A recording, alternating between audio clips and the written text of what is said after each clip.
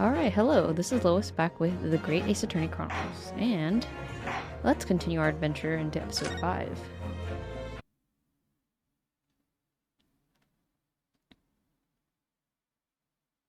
The real truth of the omnibus case.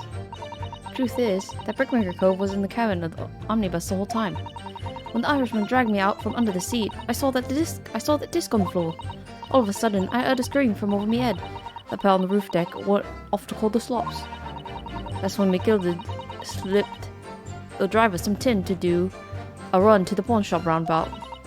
He threatened me not to snitch, not to say nothing to no one about what I seen or heard. Hey Alamin, how's it going? What's up? Good grief, this is outrageous. You can come laugh at me, attempt at British accents. What you just told the court bears almost no resemblance to your testimony 2 months ago. As you say, my lord. Then there's every chance I may have adjudicated an error in McGilded's trial. Nice. Yep. I'm having fun though, it's really fun to do. It sounds very much to me as if the man deliberately deceived in this court, in an effort to cover up the most wicked of schemes. Without doubt, your lordship is correct. A great injustice was done in this courtroom 2 months ago. The actions of the accused in the trial of this witness, and of my learned friend, are entirely inexcusable. I don't believe it. The whole trial was a farce. It was all lies. That McGilded fellow was brought into the core, just like that pickpocket. Don't forget that the lawyer from the east, they're all in on it together. You're wrong, the lawyer, Mr. Naraodo. The lawyer there, he didn't know nothing about it. Humbug. I don't think so. Are you really expected to believe that? He really stitched everyone up, didn't he? What an operation to get the man off scot-free. Unforgivable. Stop. The lies have to stop. Stop. Yes, the defense made a terrible error of judgment. I intend to take full responsibility and suffer whatever consequences are deemed inappropriate. However, your British accent is better than mine, that I'm British. Oh my gosh. So like, there's this Discord that I'm part of, and there's a lot of like UK people that watch the stream because the streamer that I watch, he is Scottish. But I was like half contemplating on like posting like one of my YouTube vids just to see. I just wanted to ask them like, what do you think of my British accent? Because I was like really curious if it's actually like okay or if it sounds absolutely horrible. So that's really funny that you say that, because I was like kind of thinking about it, because I was like, I wonder how my accent is and what other people would say about it, or what other British people would say about it. But so yeah, that's just really funny that you would say that. Your accent is really posh British. Yeah. It's funny because the girl, Gina, she's supposed to have a London accent, which I don't know how to do at all. So it's like really, really hard to do. And so my attempt might be like super botched, but I think I can do like a posh British, like, okay. Enough that it like sounds British, I think. But anyway. Oh man, that's so funny. It's imperative the court allows the witness to elaborate on her testimony. As a British person, oh my gosh. Okay, I'm glad you'll have fun. This will be fun. Because the true significance of McGilded's pawned articles must be brought to light. Very well, my learned student friend. Given the depths of calamity you've just plunged yourself into, this may be worth hearing. Words fail me. This situation is utterly deplorable. Mr. Naruhodo. Yes, my lord. I'll decide upon your fate, following the conclusion of this trial. Of course, my lord. Blimey, Mr. Naruhodo. Now, counsel, proceed with the cross-examination.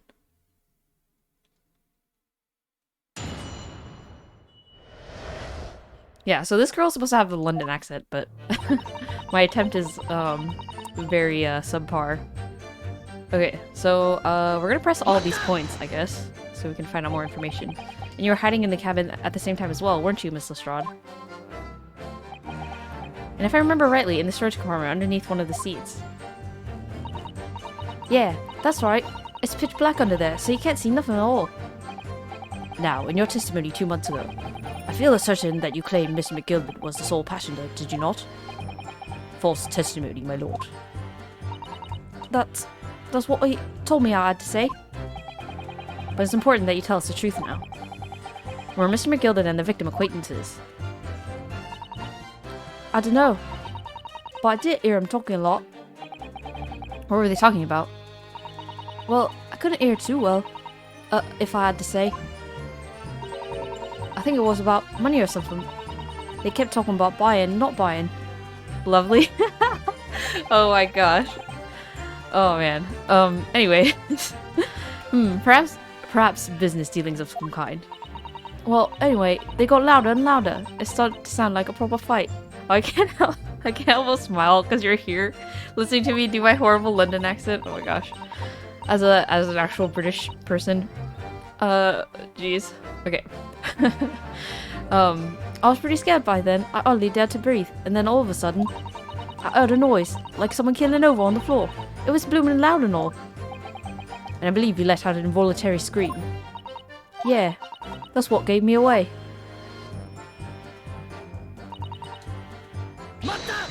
So she saw the disc on the floor.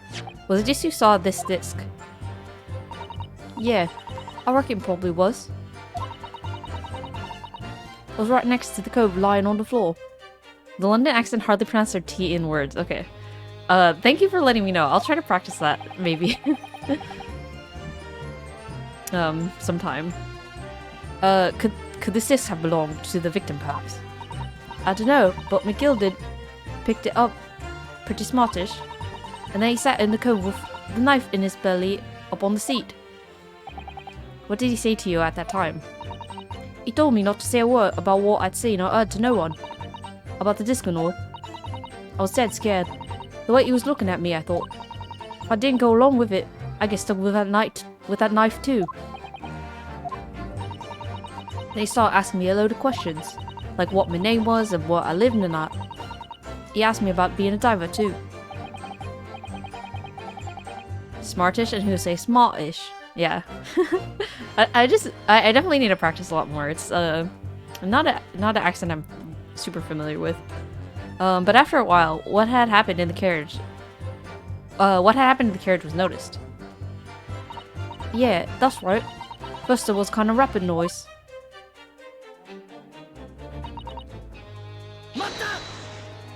Doing good so far, thank you. I appreciate that. There were two gentlemen occupying the seats on the roof deck, I believe. That's right. They must have looked down through the skylight and noticed the cove with a knife in his guts. When they screamed, the driver pulled up the horses and McGilden got on my sight. Out of sight? Where? Back under the seat where I started off. Once the carriage came to a halt, the two coves from the roof ran off to fetch the slopes. If they immediately left to fetch the police, it would appear they were entirely unrelated to the incident. So that left McGilden, the driver, and you still at the scene. Yeah, only the driver didn't know I was there because I was under the seat. I heard the cabin door open and a voice from outside. The driver, yes. He also testified in the trial, I believe. A fellow who went by the name of Beppo, if memory serves. What did McGilden and the driver say to each other? I don't know what happened and stuff like that mainly.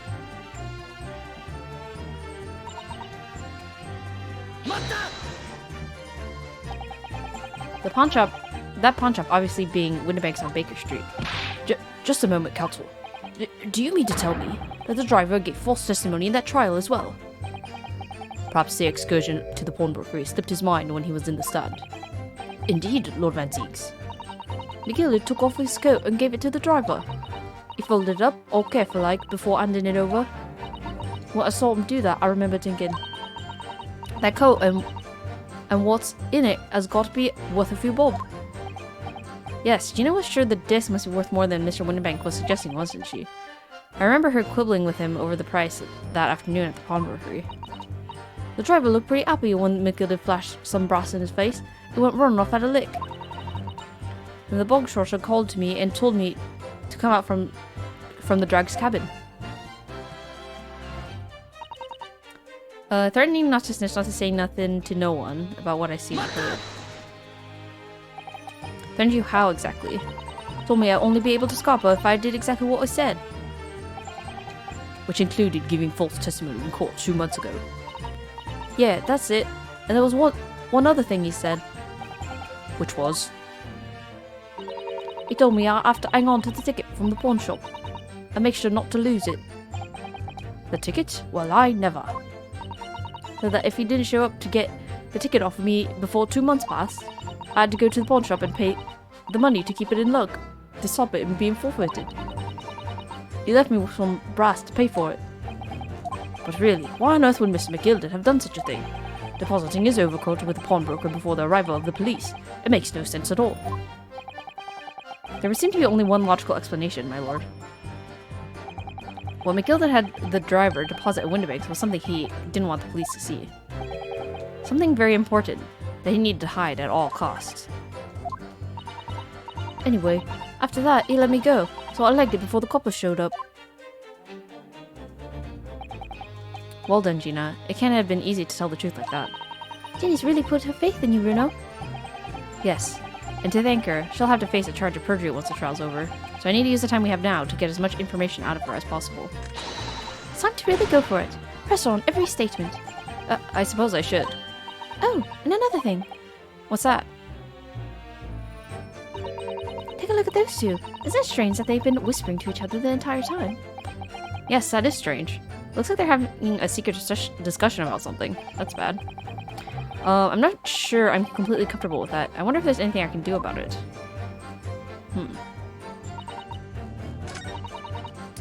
Well... I mean, I guess I can just press and then see if we can, like, interact with them.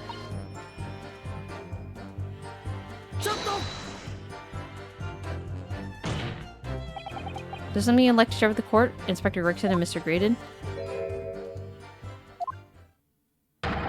Inspector! Mr. Graydon! Oh! Blimey! You're trying to give me a heart attack! You have been whispering to each other for quite some time now. Tell us, what is this discussion about? A discussion? With this fella? Pull the other one, sunshine. Blimey. You think you've got anything to talk about with this shady... You think I've got anything to talk about with this shady gent like this? I have nothing to say to this uncouth detective after he deprived me of that disc that was rightfully mine. But they've been clearly talking the entire time I've been cross-examining Gina. It's as if they've been negotiating.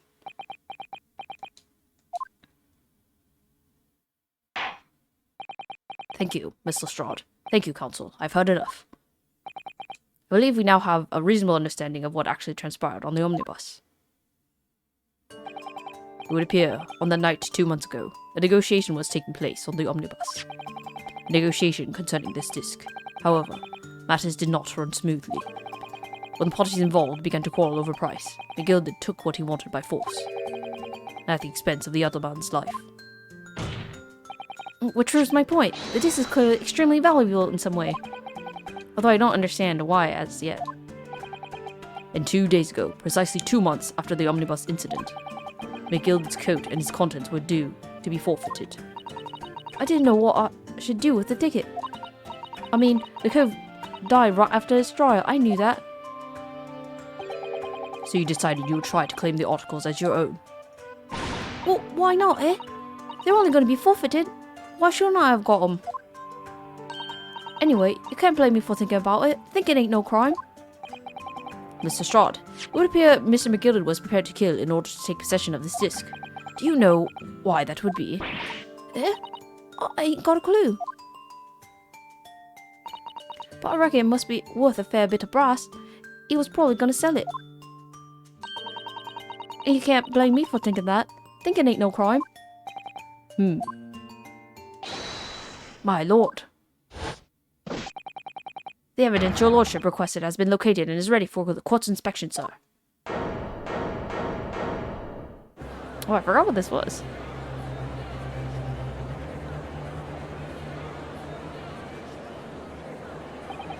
The mysterious little box. Ah, the box that was deposited by McGilden 2 months ago. There's no doubt in my mind that's the key piece in this far-reaching puzzle.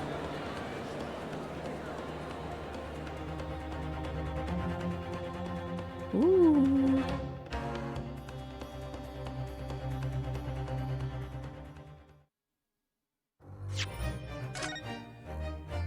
Alright, I can't wait to see what that little box is about. I really have no idea what's in there.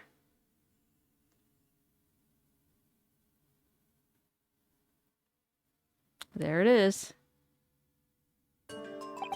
So this is the article in question, is it?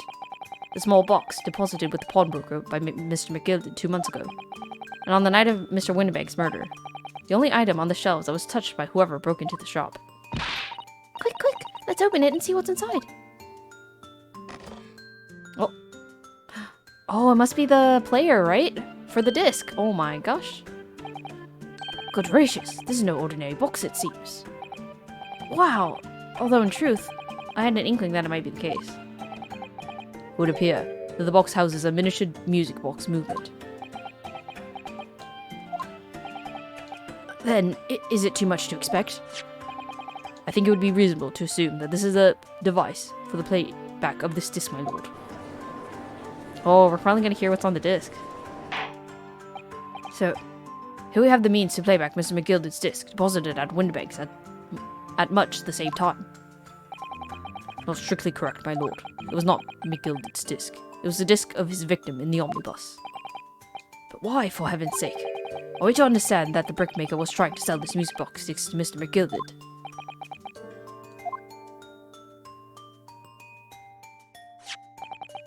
I believe the answer will become clear if we listen to the music on the disc, my lord.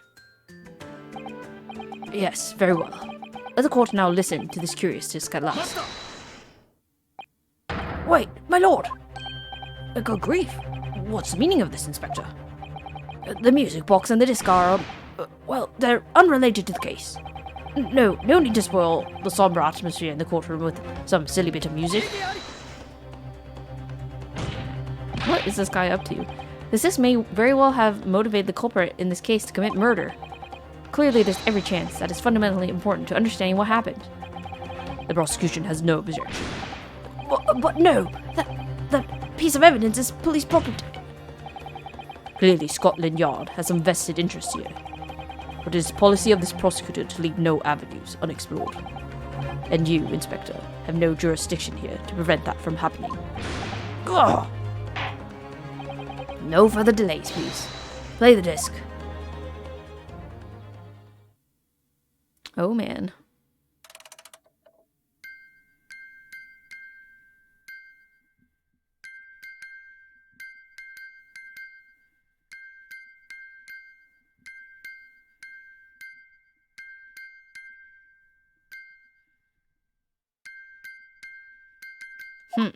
What an interesting sound.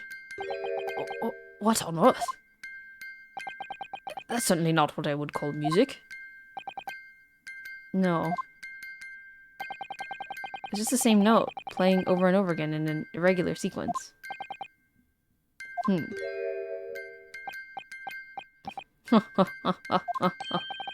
Mr. Graydon? This is really priceless. After all that, the music box is broken. Broken? It can't be, can it? Well, obviously. In fact, I wouldn't be surprised if the officer sent to fetch it didn't drop it on the way back to the courtroom. Well, with much regret. I feel the court must accept that this music box offers little in the way of clues. Are you ready to move on, counsel? Come on. Yes, alright. It does sound as though it's completely broken, but is it? Could this music emanating from the music box possibly be a new clue? Of course. I'm pretty sure it would be a clue. Oh, okay, we can't examine it yet in our inventory, but maybe it's like Morse code or something? That's my first guess. I believe that it could be relevant, my lord. Good lord, but how can it be? It's an abomination, counsel. Mere noise. I fail to see how it can have any meaning whatsoever. It does sound strange, I agree. But there's one thing bothering me. While Graydon stands there chortling victoriously. inspector beside him has a rather telling expression on his face. It's as if Grayson recognizes the sound, as if he's familiar with it somehow. That's making him appear extremely on edge. If that's the stance of the defense, my Nipponese friend, answer me this. Oh.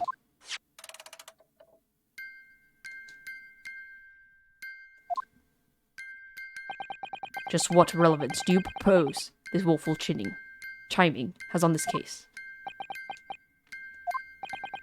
It's the defensive belief that the sound emanating from this music box is not supposed to be music. Definitely. Just because this is a music box, it doesn't necessarily mean the sounds we're hearing are music. Look at that. The smile vanished from Graydon's lip as soon as I said it. I'm on the right lines here. I must be. Hehe. Making deductions based on how people react to what you say. You're acting just like Hurley, Runo. The sounds we're hearing aren't necessarily music. Well, now that you've told us what they are not. I'm sure the court would like to hear what they are. Do enlighten us, my Nipponese friend.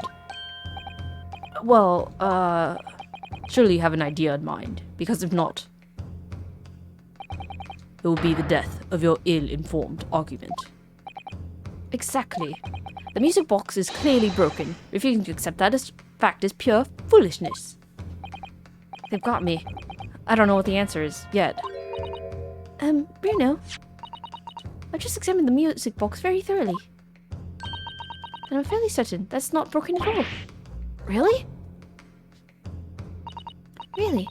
The way it's been made, it can only produce a single note anyway. Thank you, Iris. So it is playing correctly, we just need to figure out what it is, and it must be like a code. Alright, well if the music box isn't broken, it must mean that the sounds producing have some significance that isn't musical.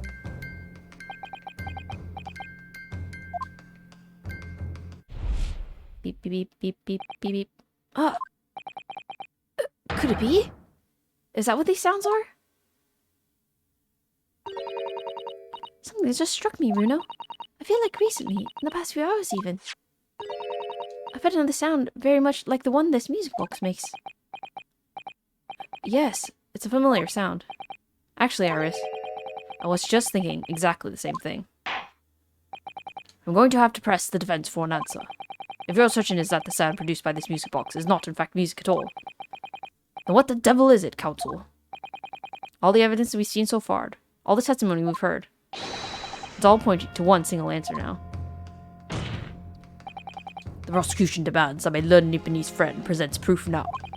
Tangible proof of this latest, wild speculation. Alright then. This could be the best chance I'm going to get to fight back in this trial. And if I'm right, it's going to join all the dots together.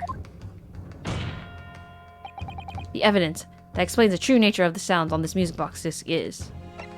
Oh my gosh, so we have to pick something, I guess. I don't really know what to say here. One small box. That's not it. Can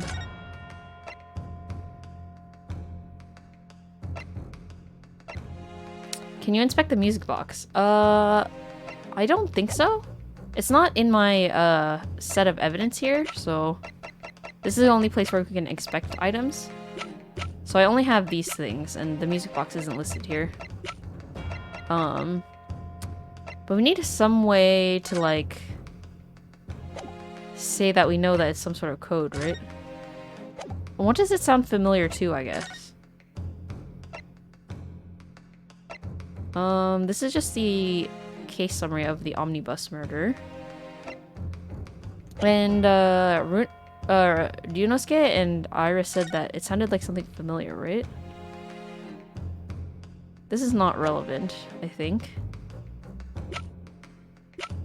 Actually, maybe this is it. Leaked to foreign agencies, government secrets, right? Because that must have something to do with the code. I don't know if that connects necessarily right now, though. That's kind of a problem. Not this. Not this. Gun discharge. Not this. Okay. So this is one of the tricky parts, trying to figure out which evidence is most relevant here. Third bullet. Okay, so I'm just gonna guess the newspaper for now. That might be the closest guess. No, that's incorrect. Today's Papal Council. The headline is Pawnbroker perishes in pickpocket plunder. Hardly supportive of your cause. No, my lord. I was hoping you'd look a little further down the page. Okay, so it is. Further down. Ministry more classified secrets may have been leaked overseas from Ministry of Justice. Yes, this is a very serious matter, being investigated at the highest level, I understand. I have heard the international transmissions along supposedly secure lines are somehow being intercepted and leaked to various other countries. And presumably, those transmissions are in the form of wired telegrams. Of course. Juror number 5, your input, please. Stop. Misa. Whatever's the matter? You told the court before that you work at the same communication station as Mr. Graydon, did you not? Yes, that's correct. And the particular station where you work deals with government communications and newspaper reports. Oh, yes. We're not sure another mail communication station at all. Our work is extremely important. Then tell me, is this not a very familiar sound? Ah, okay, so we are making the right connection. And she's gonna do the beeping. You don't mean to say, is it? That's right, madam. It bears more than a passing resemblance to the sound made by your telegraph machine as you tap it. Yeah, Morse code. I believe it's called Morse code. But I don't believe it. Now correct me if I'm wrong, but when it comes to leaking telegrams from government departments, there could be nobody more perfectly placed than a highly skilled communications officer.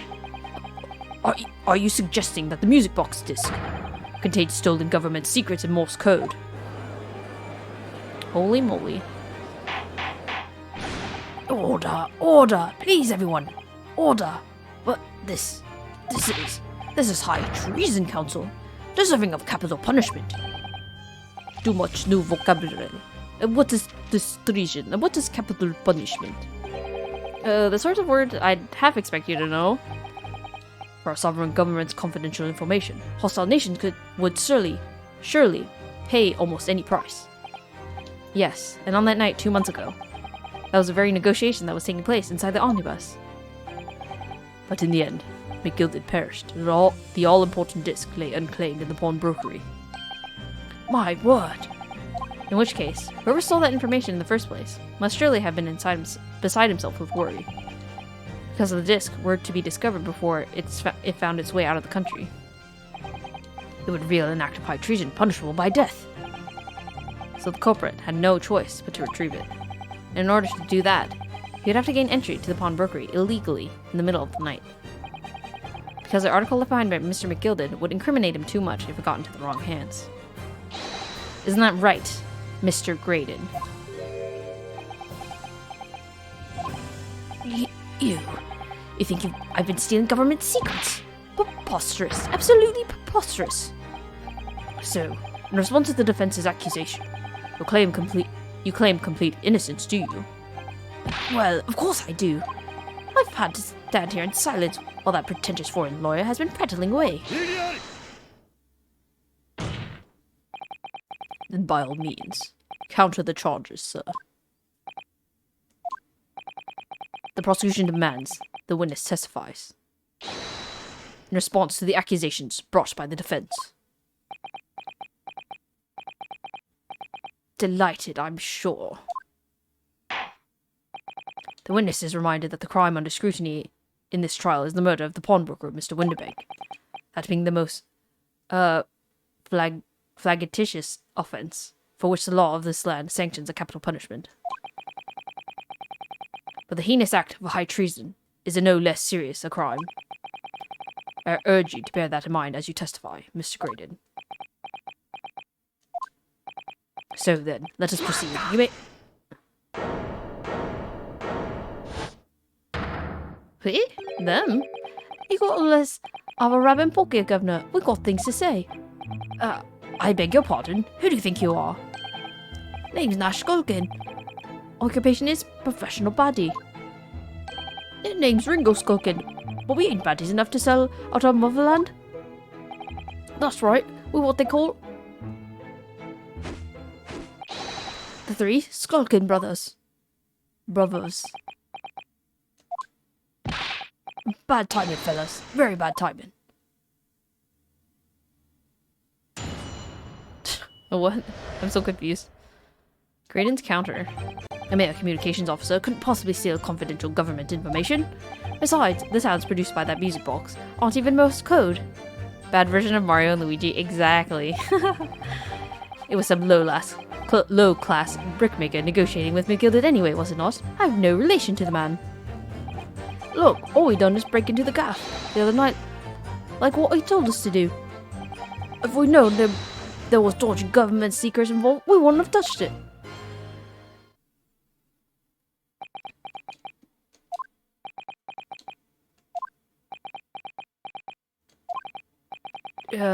Mr. and Mrs. Skulkin.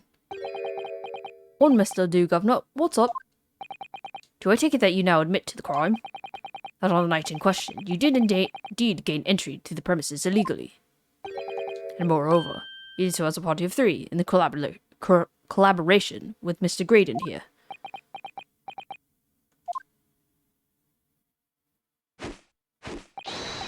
We did, Gov. We did. Oh, they confessed. At least we know for sure. Or, I guess, now it's been confirmed that all three of them were there. I have no idea what these two ruffians are referring to.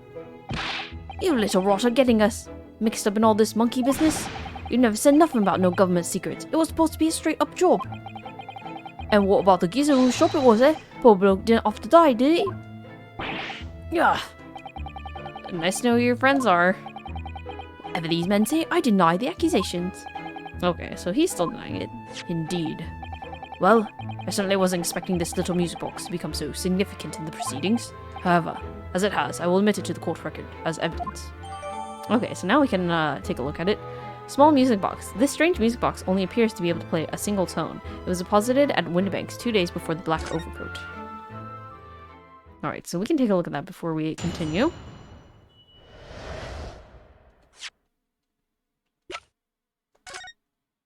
Alright, let's see what we got here. This is the mechanism that turns the bumps on the discs into sound, isn't it? Yes. The movement. It's all thanks to the comb with its teeth that are plucked by the passing bumps. Usually, the teeth on the comb are different lengths, so that each one produces a different tone. But this comb is very strange. All the teeth are exactly the same length. Well, what does that mean? It means that no matter which tooth is plucked by the passing bumps, the music box will make the same sound. I've never seen a music box like it before. Yes, it is strange. A music box that can only play a single note. There has to be some significance to that, surely. And we know what that is. Anything else to inspect around here? What's this? Oh, what is it, Bruno? I've just noticed something about this music box. It looks like the bottom of it opens up as well. Ah, you're right. Well, come on then. What are you waiting for? Let's open it. Alright then, here goes. Oh. Oh, another secret. Look at that. There's another movement on the underside. So, does that mean you set another disc to play back on this side? Yes, I think so. It looks like the two movements are linked together. They're linked? So if you had two discs, they would both play back at the same time. Wow. So they must have two discs in order to play them. And then get a secret message, maybe. Who would have thought there would be a second movement on the other side of the box? And this movement is like the other one.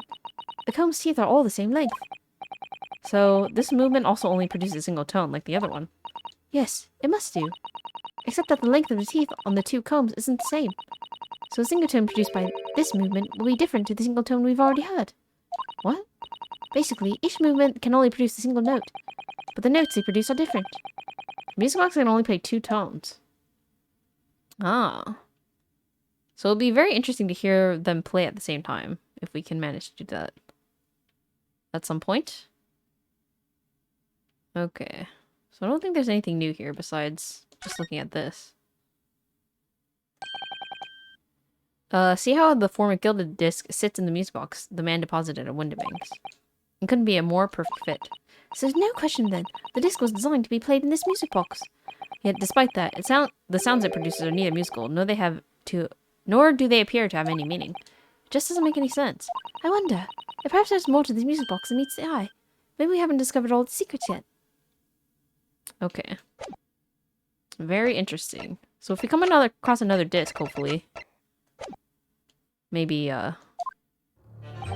that will become more relevant. Couldn't possibly steal confidential government information. So this is the newspaper headline. So is this newspaper headline accurate? Government communications are being intercepted. How could I possibly know? What do you mean by that? Any important government communications are handled by high-level officers, by specialists. General members of the staff in the station where I work would never be entrusted with sensitive information. Oh no, stop. I must say something, stop. Well, let me guess. Juror number 5. Irregular communication station officers aren't as lowly as you're being led to believe. A team of us are responsible for setting up and testing the telegraphs used by the ministry. And Mr. Graydon is the team leader.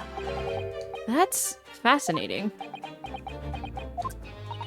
Graydon is a highly skilled operator, stop. Currently in presence of idle, stop. So you had access to the equipment used for these confidential communications, Mr. Graydon. Well, what of it? The transmissions are always made behind closed doors, so they can't be heard. And in any case, all messages are sent and ciphered. Normally, employees couldn't possibly understand them. Oh no, stop. Must say something, stop. Mr. Graydon regularly attends meetings with ministry technicians on the ministry communications team. He assists them in ensuring that there are no errors in important international communications. And he's received the top prize at Cipher Cracking Convention 5 years in a row now. So he perfectly fits the bill, basically. That's fascinating. Graydon is a highly skilled operator, stop. Very in presence of idle, stop. Well, your idol will appreciate it if you'd keep your mouth shut. She should really pick her idols more carefully. I tell you that this lawyer's accusations are completely unfounded. The sounds produced by that music box aren't even Morse code. They're not? To anyone with a brain, it would be blatantly apparent on listening to that music box for even a few seconds. Of course, of course. Surely it can't be that my learned friend is unfamiliar with Morse code. Ouch. He looks genuinely shocked at my ignorance. Ha ha ha. Ha ha ha. I would be more than happy to demonstrate the basics for you, sir. A lesson here in court? Morse code is a continuous series of 2 distinct tones. Tones, you say? Yes, a short dot. And a long dash. By combining those in different ways, you construct letters. I see. For example, this is A. And this is B. But when you listen to the sound produced by this music box, you only hear one tone, don't you? But it sounds so familiar. The rhythm of it is the same in everything. But there's no discernible meaning to this apparently random sequence of sounds. That's why we need the other side. Heh. So your assertion is fundamentally flawed. This is not Morse code. No! Really, you shouldn't be so surprised. What did I tell you? That music box is nothing but a worthless piece of scrap. Perhaps you might consider studying your subject matter before casting aspersions in the future. Ugh, stop. Nothing to say, but stop. Oh, it's so frustrating, isn't it? Iris? I mean, if the government secrets were somehow being leaked using the music box, so many other things would slot into place so nicely. Could there still be something I haven't considered? Would it really be impossible to use this music box somehow to play back Morse code? It does not seem impossible. There's still every possibility that this music box was instrumental in the leaking of government secrets, pun intended. That's the belief of the defense, at least. Does it please you in some way, my Nipponese friend, to repeat the same line of argument ad infinitum? It's already been established that to be Morse code, 2 tones are required, dots and dashes. Yes, I'm well aware of that. Then, what? Play both sides, yeah. Something like that. We'll have to figure it out as we keep going. Well, it would appear the defense has a hypothesis to put forward. You had better present your idea at once, Counsel. I do propose that this music box, which appears to produce only a single tone, could have been used to cipher a secret message into Morse code. Ba-ba-bum. We did figure this out. Yes, this is it then. What? Oh, I guess we have to open it first. Whoops.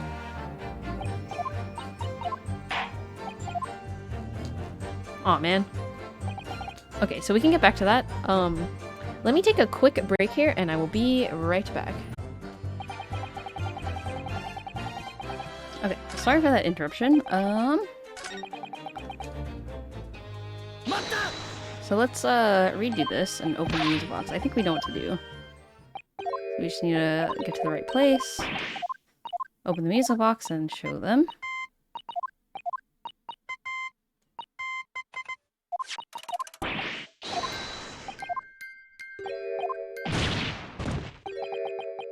It's funny watching the animation sped up too.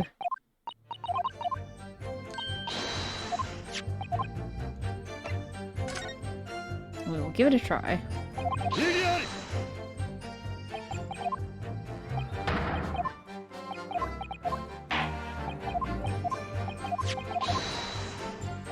Alright, so we want to open this first.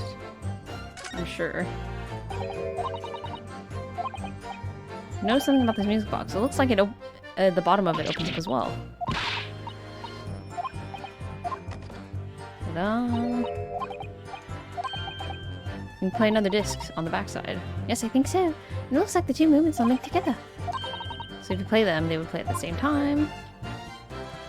Ta-da! You got it. Good gracious, what am I looking at here? Another movement on the underside of the music box. What? It appears, my lord, that the two movements are linked together. In other words, you can put two discs in this music box, and the sounds of both will play back at the same time. Good heavens. As the court has heard, Morse code comprises of two tones, a short dot and a long dash. With the second disc in place, this music box could be used to generate Morse code and convey a message.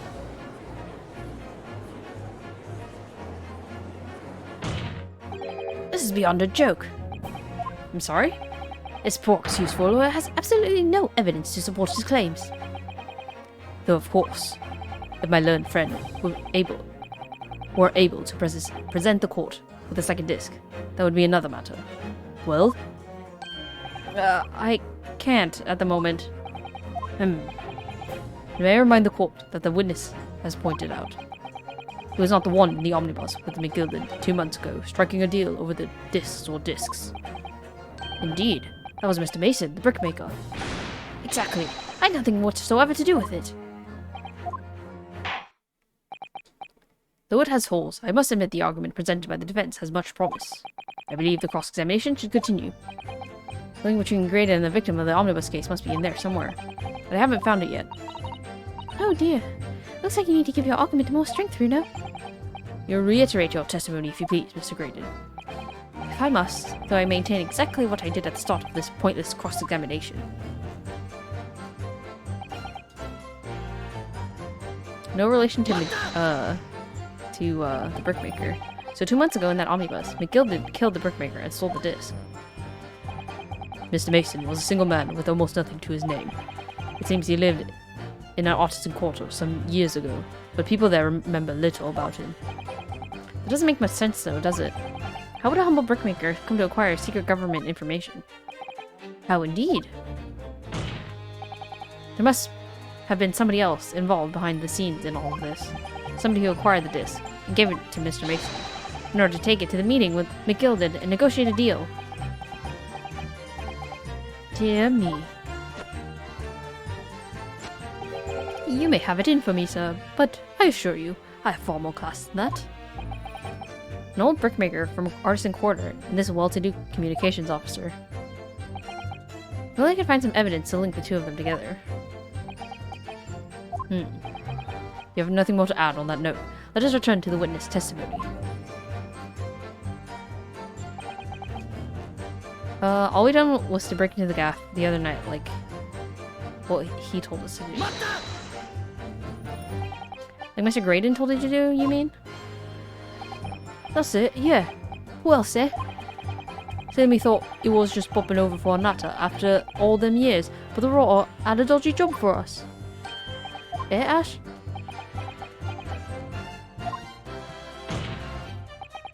Let me stop you there, Mr. Skulkin. After all them years, you say? Do you mean to tell me that Mr. Graydon is an acquaintance of yours? We're the sociable kind of bodies, you know? Sure, let's say Graydon's in old China. Was something wrong, Mr. Skulkin?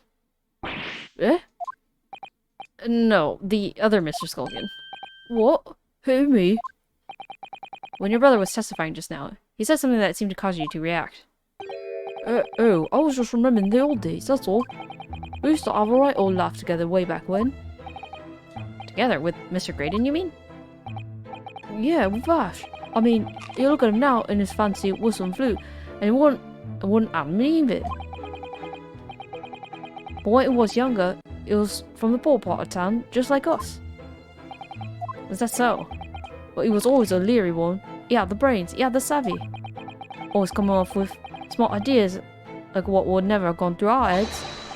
God blimey, ain't that the truth? Remember Milverton and Skulkin's milk run? That was a corker, eh? Save it until after the trial. Your reminiscing has no place in this courtroom. And neither does your fruit. Oi, the geezer asked us a question, didn't he? And we was answering.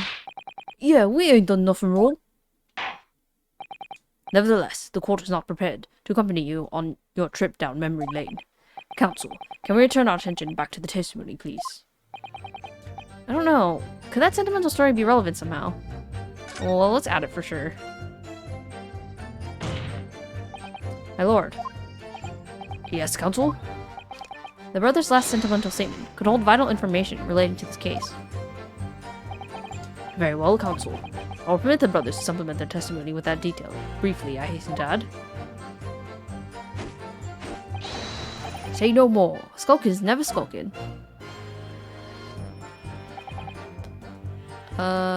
Milverton and Skulkin's Milkon. Cool. Them were the days. I'm sure I'm gonna regret asking, but what exactly was that? Some kind of business? Just a little scheme we had going back when we was youngsters. A bit of fun, really. Delivering fresh milk to the locals. That's what it was all about. That sounds alarmingly legitimate. There must be a catch. I suppose since we're here, I should ask them to elaborate, but on what? The business model, I guess? So, how did your little business work exactly? Well, every morning down our way, the milkman will come with a cart to deliver milk, see? If you stuck your empties outside your front door, you will leave them all full again, right? So, we swooped in on the action, got people to sign up with us. We promised to deliver milk for half the price of another geezer's doing it. People couldn't wait to sign the dotted line. We were racking it in, we were. So, did you live on a dairy farm or something? Gordon Bennett, are you off for a rocker? We had nothing. We're too poor to have a farm. Right. Now, what we had got going on was simple. Once you had the idea, we just switch them over, see. Our customers empties with the full ones from anyone who wasn't on our books. A doddle, right? I think you meant to say a diddle, and that's a crime. It was just a harmless bit of fun, that's all. Milking the general public in such a fashion is most certainly not harmless, as you put it. Well, it was what came up with the idea. Ash was the evil genius. You mean Mr. Graydon? Yeah, Ash always had his end in a book when we was growing up. He said he was gonna get himself an education and get out of that slum we lived in.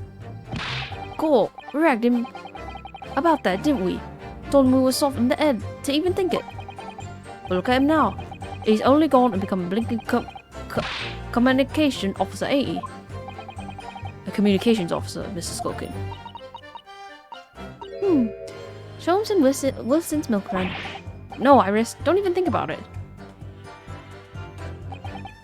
All of a sudden, we seem to be up our necks in a serious matter of national security. Although all this talk about interception of secret government messages is still just conjecture at this stage. It would explain a number of things though, wouldn't it? The negotiation Ginny overheard on the omnibus 2 months ago, and the break-in at Winterbanks. But the trouble is, it wasn't Mr. Graydon in the omnibus with Mr. McGill did. No, that was Mr. Mason, the brickmaker who was so horribly murdered. Well, there was some link between the two men somehow. I know, but Mr. Graydon's testimony seems to be as watertight as ever. I wonder if the key to us making headway with the cross-examination here could be those two brothers. Okay, maybe we can ask about the name of the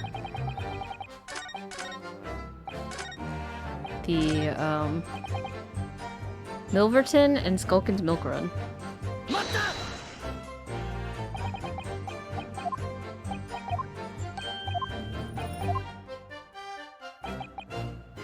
So let's press them on the business name. So the business was just a bit of fun, you say? It was just yourselves and Mr. Graydon involved? Yeah, that's it. Milverton and Skulkin's Milk Run, was it? Wait, Milverton, isn't that the guy's last name? Hold up a minute, hold up a minute. Mason Milverton is the name of the brickmaker guy that got stabbed. Holy moly. Yeah, that's it. And where did the Milverton part come from? Oh, right. I thought the clever clog like you would have worked that one out. Enough of this. How much longer are we expected to listen to this drivel? I don't... Let me guess. You don't accept anything these two witnesses are saying. Tell me, why is it that it was only at the mention of the name Milverton that you decided to interject? Oh, because well... It wasn't the happiest of homes that one came from. Yeah, his old man was struggling for money so much, his wife walked out on him. She took the name Graydon then, see? But Ash will always be Milverton to us. Oh, so he changed. That's his old last name, Milverton. So that used to be your surname, did it? Of course not. This is all bunkum. I've been a Graydon since I was born. Do you really think you can rely on the testimony of these two thieves, You're a communications officer attached to the civil service. As such, your personal details will have been thoroughly checked at the time of your appointment. It would be a very simple matter, indeed, to subpoena those records, Mr. Graydon. Well, it would appear that Mr. and Mrs. Skulkin's testimony had been reliable for once. You're born Ashley Milverton, then. Is that correct? Very well. Yes. So Ashley Graydon was once Ashley Milverton. That information could change things and could turn out to be extremely important. Okay, so his profile is updated. His last name was Milverton years ago. Childhood friend of the Skulkin brothers.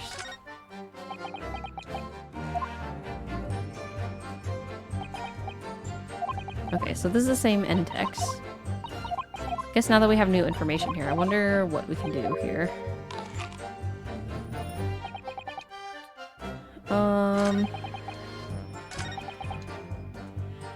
It was some low-cost brickery negotiating with McGill that was it not. I have no relation to the man, but they have the same last name now. Okay. So we probably want to present information here contradicting this statement.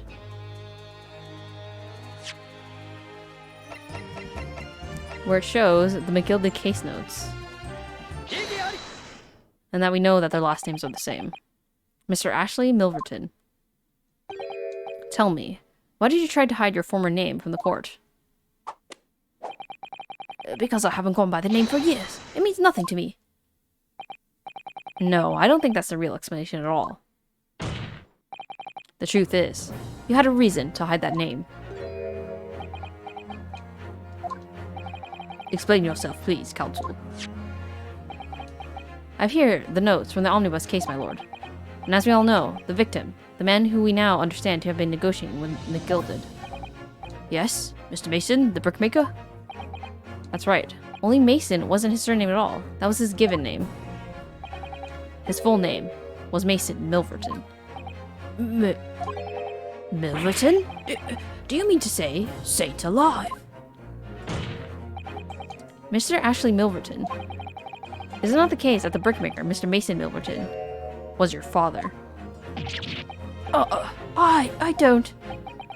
As I believe I mentioned earlier, your family history will have been thoroughly checked when you joined the civil service, and it really would take no time at all for the court to subpoena those records. The truth is, you have been illegally acquiring highly confidential government information and selling it onto McGilded in collaboration with your father.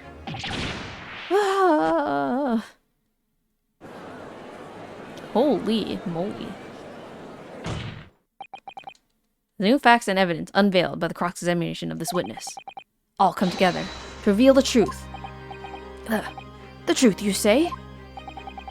That you collaborated with your father, Mr. Mason Milverton, in illegal dealings with Magnus McGilded. By the dint of this music box, you mean, counsel? Yes. Stealing information is being sent in secret government communications and selling it on to McGilded. Mr. Graydon concocted this elaborate scheme of using 2 music box discs to encode the information, as presumably a safety measure against the information falling into the wrong hands. And a very effective one. I shouldn't have given the scheme any credits whatsoever. But the deal with McGilded went sour, and the brickmaker met his end. Yes, but before he was arrested, McGilded managed to temporarily dispose of the stolen disc at the pawnbroker. Then, having learned of the situation, you appeared at Windibank's 2 days ago, in an attempt to recover the 2 articles McGilded had placed in pawn there. But that attempt failed. One of the discs was seized by the police, and the other you never found. So that same night, you enlisted the help of the Skulkin brothers and broke into the pawnbrokery. This time, determined to recover the second disc. Oh, are you suggesting that the second disc was inside the music box? Eh? We never knew nothing about that. On the night that Mr. Windibank was killed. Oh.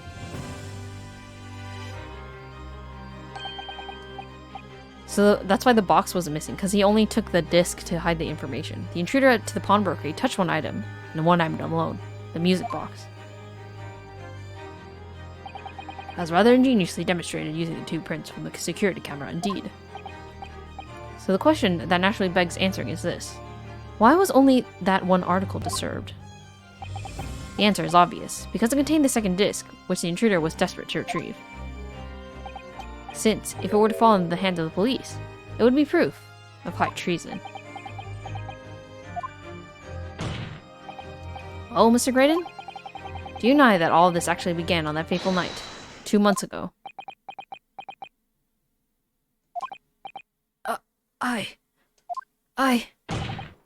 I refuse to accept any of this nonsense.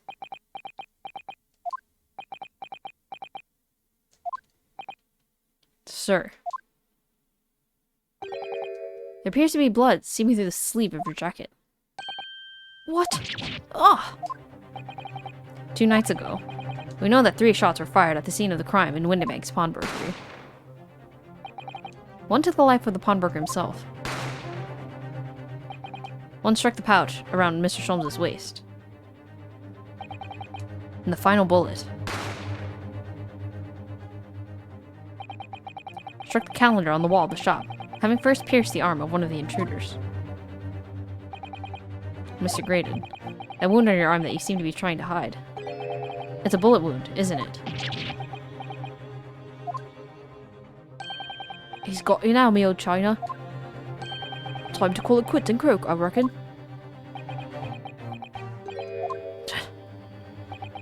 Don't acknowledge my presence here, there, under any circumstances whatsoever. Those were my terms, remember? And I paid you handsomely to comply.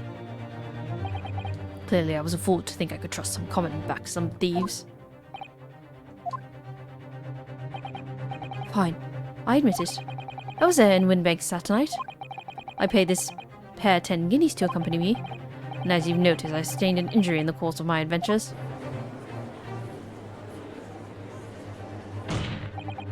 But that is all. I admit to nothing more.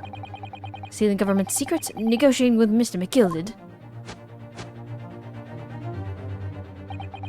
As God is my witness, I'm sure I recall nothing of the sort. He's not going down without a fight. Not until I can show hard evidence, I suppose. Nevertheless, the defense has now established a crucial fact. Which is? Well, we know that one bullet was fired from each of the 2 firearms we have in evidence. The bullet from the Skulkin brothers' gun hit the pouch around Mr. Sholmes' waist. And the bullet from Mr. Windibank's gun clearly must have been the one that caught Mr. Graydon on the arm. Indeed, it must. We can only rule out the possibility that the man shot himself. And that leads us to only one conclusion. Mr. Windibank was shot by a 3rd gun. It can only have been fired by the 3rd intruder. Goodness! That's right, Mr. Graydon. The only person who could have possibly shot Mr. Windibank that night is you.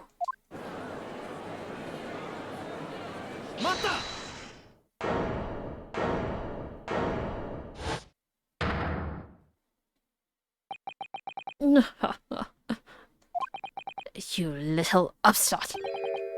You made a grave mistake when you summoned me here. What? What's that supposed to mean? Yes, as you rightly say, I was there at the pawnbroker's. I did my best to hide the fact, naturally. I had no intention of running the distinguished career I'd built for myself on the communication station. But did the thought never cross your mind? Did you never consider the possibility? Oh, what? What do you mean? What thought? What possibility? The possibility that if I was there, at the scene, I may have witnessed the crucial moment. You see, this makes me a key witness in this case, and I have my hands firmly around the neck of your client. What? Are you suggesting? I saw it all. I saw the very moment that pickpocket girl pointed the gun at that poor defenseless pawnbroker and shot him. You... what?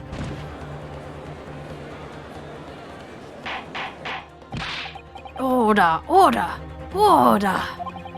Well, it would seem we are finally entering the last act of this theatrical trial. Mr. Graydon. Yes? I trust you are fully aware of the implications here. If it is shown that your claim is false, you will have incriminated yourself as the killer. Well, he is the killer, so he might as well give it a shot. Oh, I understand fully. And I must ask you to give your formal testimony once more. You will explain to the court precisely what you saw at the moment the defendant allegedly shot the victim. Nothing would give me greater pleasure.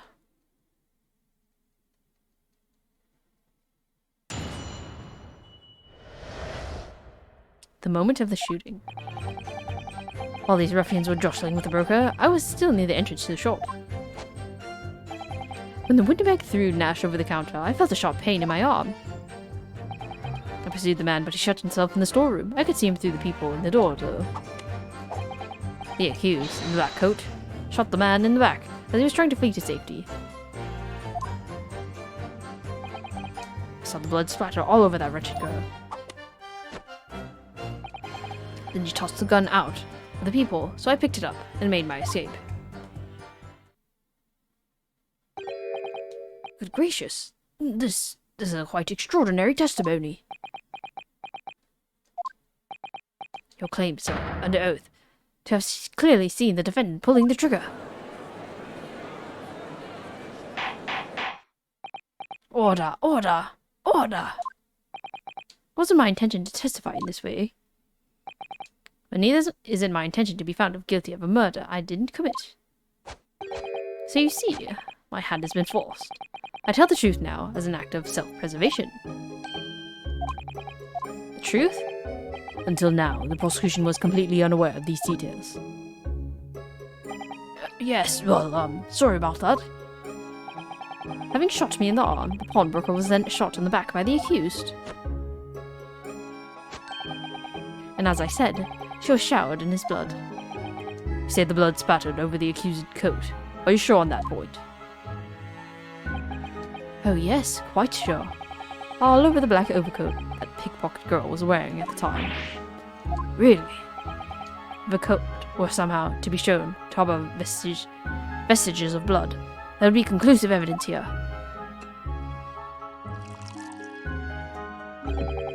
Such an investigation is entirely possible, my lord. What? Only very recently, German scientists have developed a technique to identify human blood. So here's true science, not some amateurish detective's dubious foray into the world of chemistry. There's nothing dubious about Hurley's work. All his ideas are all sound. Ideas are no use to us here. In science, as in law, theories must be proven before they stand. In Germany, the technique has already been employed in the courtroom as the basis of evidence. Scotland Yard has a small quantity of the chemical reagents used, with your lordship's permission. We could shatter all vestiges of doubt within minutes. This doesn't look good, Bruno. Why not? Well, we know, don't we, that there's blood all over the front of Ginny's coat. If they tested with their chemicals... Oh, help, you're right. I was forgetting about what happened yesterday. Don't move, Ginny, I'm going to shoot. And it has all of Mr. Mason's blood on it, because it used to be Mr. McGilded's coat.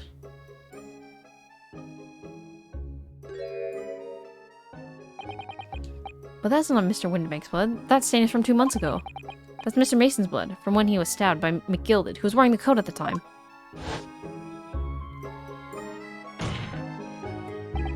My lord, The defense objects to the test proposed by the prosecution. Overruled. Lord Van Zieks, make it so at once. With pleasure, my lord.